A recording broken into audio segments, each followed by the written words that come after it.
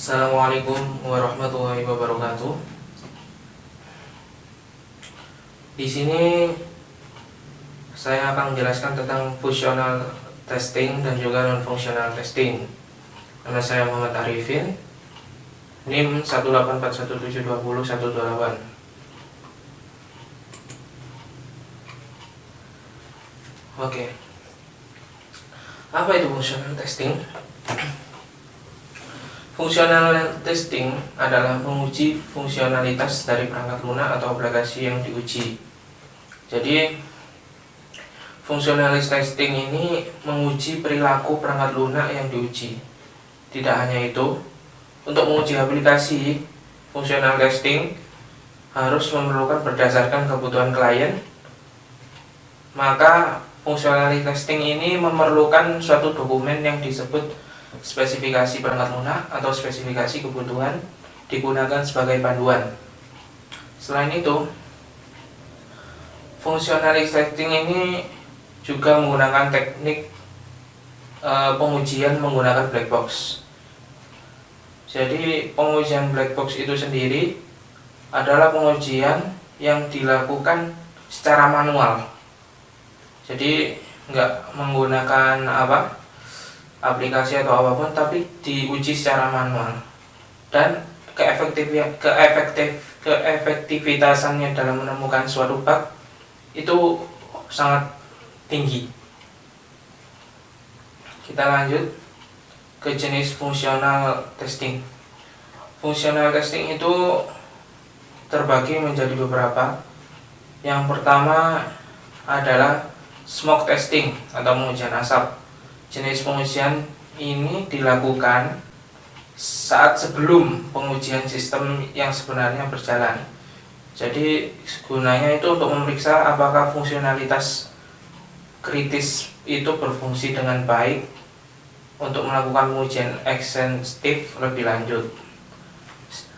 Yang selanjutnya adalah sanity testing.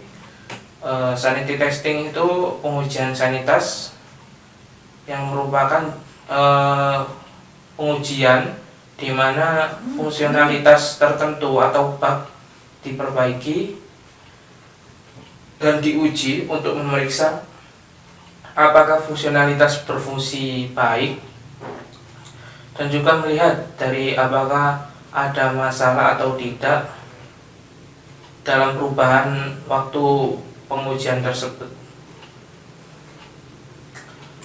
Oke, lanjut. Yang ketiga, tes integritas.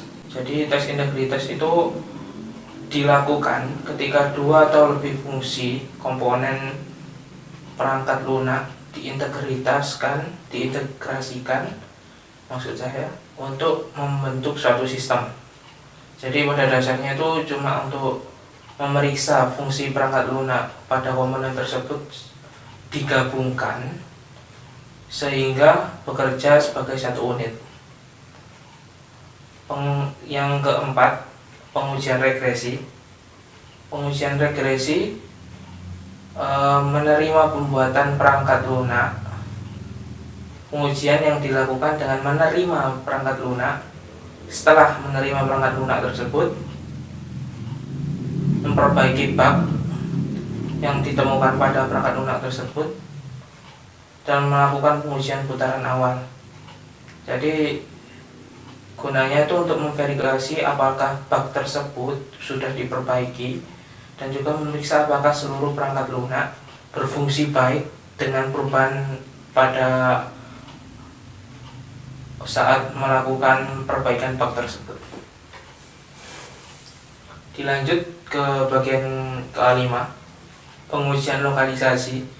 Jadi pengujian lokalisasi itu proses pengujian untuk memeriksa suatu fungsi dari perangkat lunak tersebut ketika diubah menjadi aplikasi menggunakan bahasa yang berbeda seperti yang diminta oleh klien.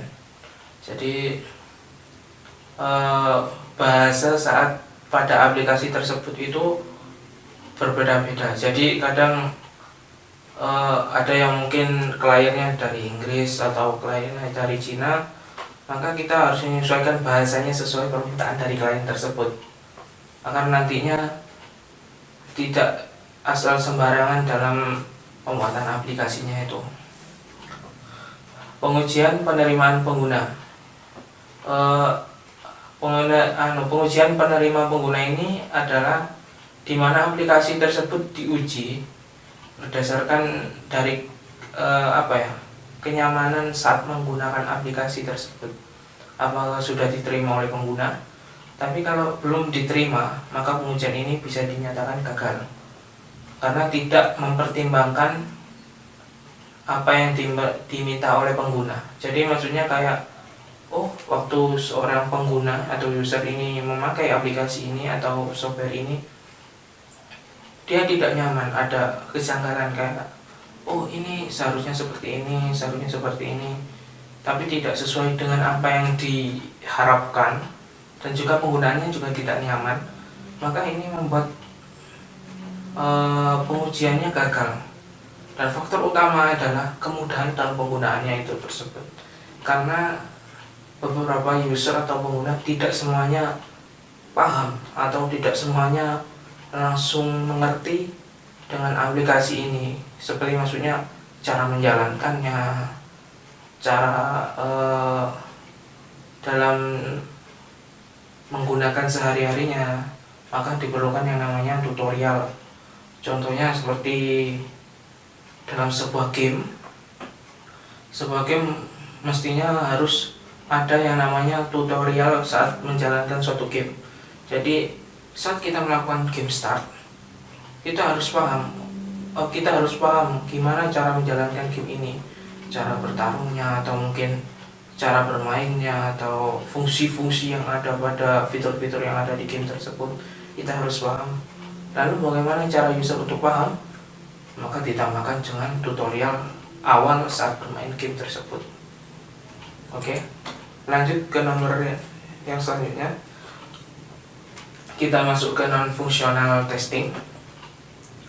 Non-functional testing ini adalah jenis pengujian perangkat lunak untuk memeriksa aspek non-fungsional, berupa kinerja, kegunaan, keandalan, dan lain-lain dari aplikasi perangkat lunak tersebut. Sedangkan jenis-jenisnya sendiri, jenis non-functional testing. Jenis non-functional testing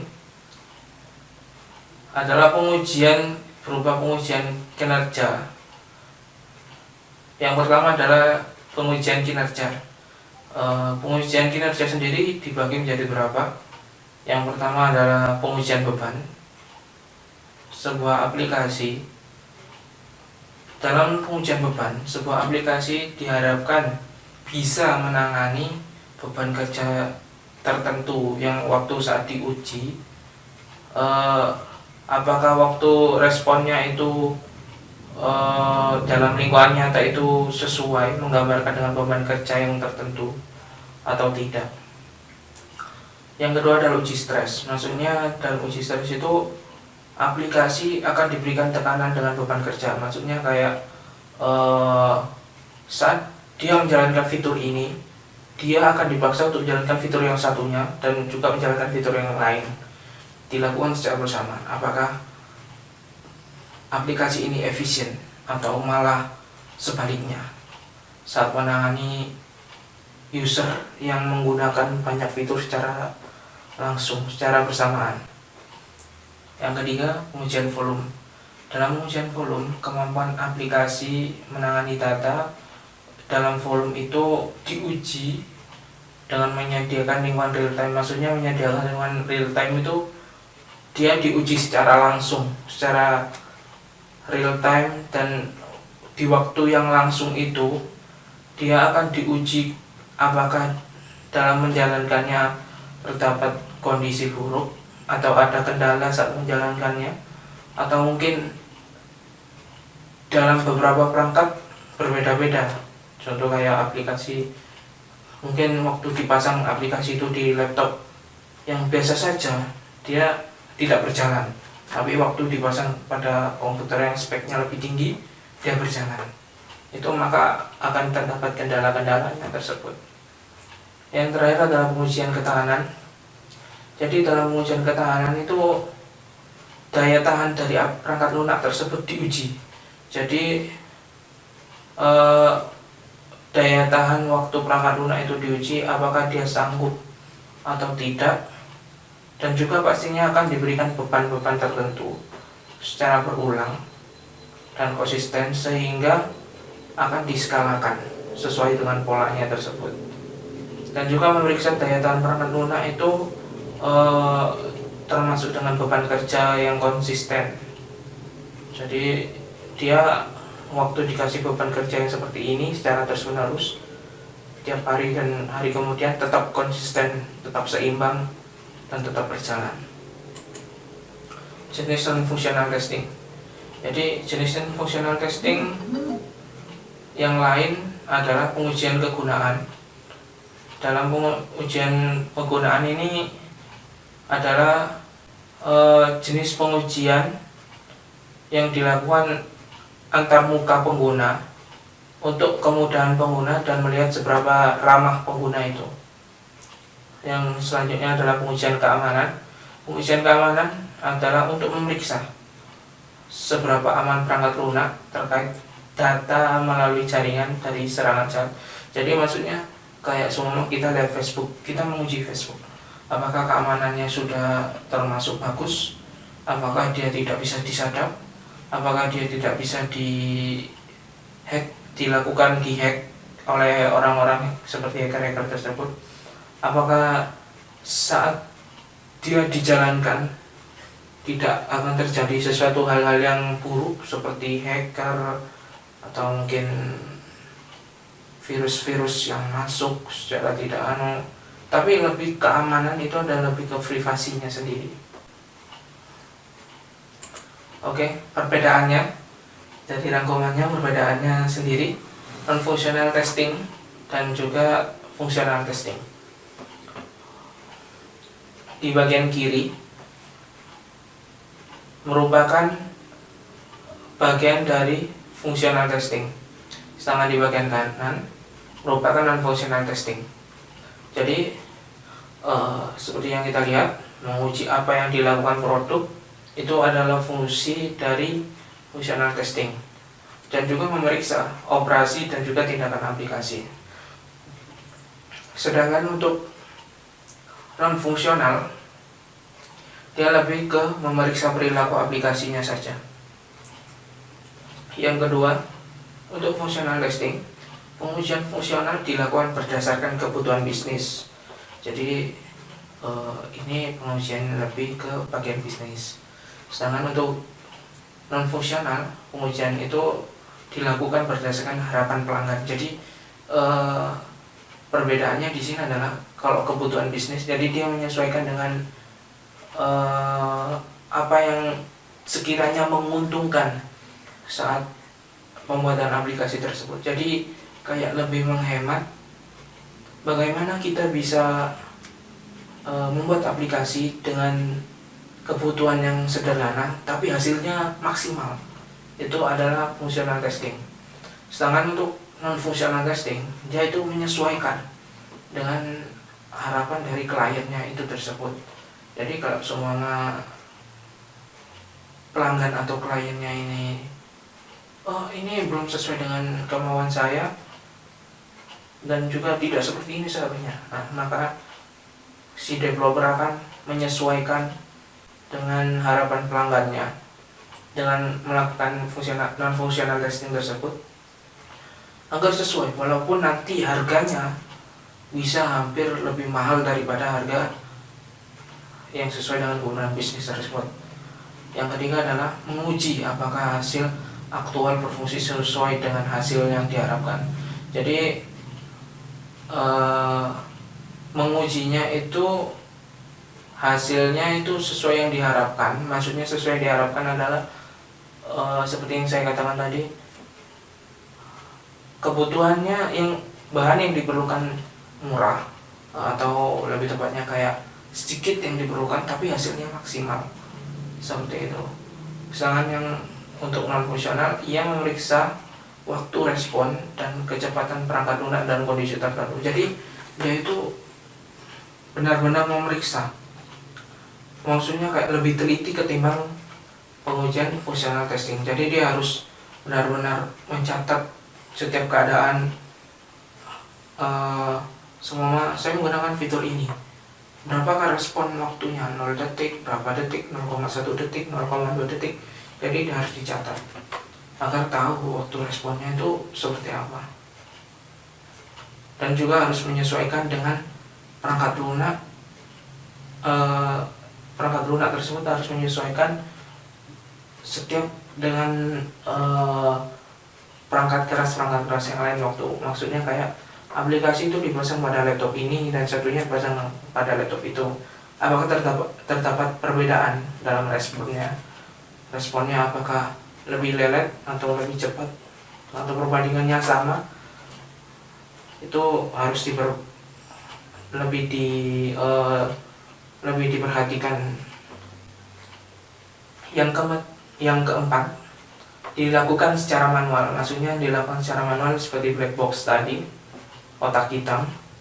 Jadi pengujiannya itu benar-benar manual, dilakukan langsung dan nggak menggunakan aplikasi tertentu. Jadi dia langsung memeran. Sebenarnya dalam hal ini lebih efektif menurut saya.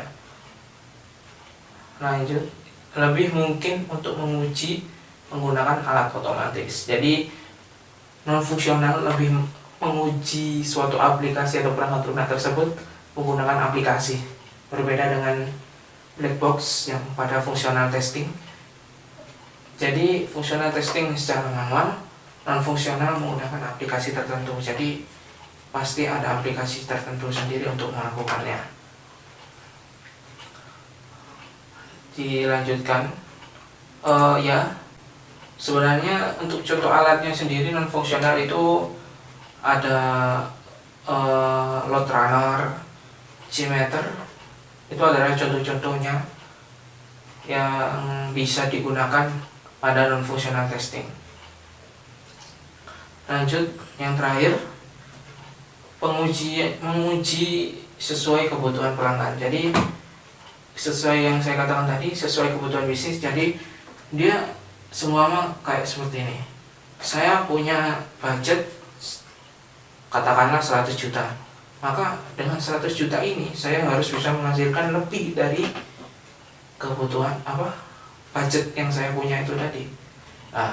Tujuan ini adalah menguji sesuai kebutuhan pelanggan. Dia punya budgetnya cuma 100 juta ya, dia harus menguji sesuai dengan kebutuhan itu dan nggak bisa lebih. Semua kita perbaiki ini, maka budgetnya akan bertambah. Itu tidak bisa. Sedangkan untuk non fungsional menguji sesuai harapan pelanggan. Jadi pelanggan dia tidak memperdulikan budget, tapi dia memperdulikan hasilnya, memperdulikan itu. Maka pengujian non fungsional akan digunakan dalam hal itu. Tapi kalau dia klien yang lebih berkepentingan pada budget keuangannya, maka lebih ke fungsional testing. Jadi seperti itu. Demikian dari saya tentang non fungsional dan juga fungsional testing. Apabila terdapat kekurangan dalam saya menjelaskan, saya mohon maaf sebesar-besarnya. Terima kasih. Wassalamualaikum warahmatullahi wabarakatuh.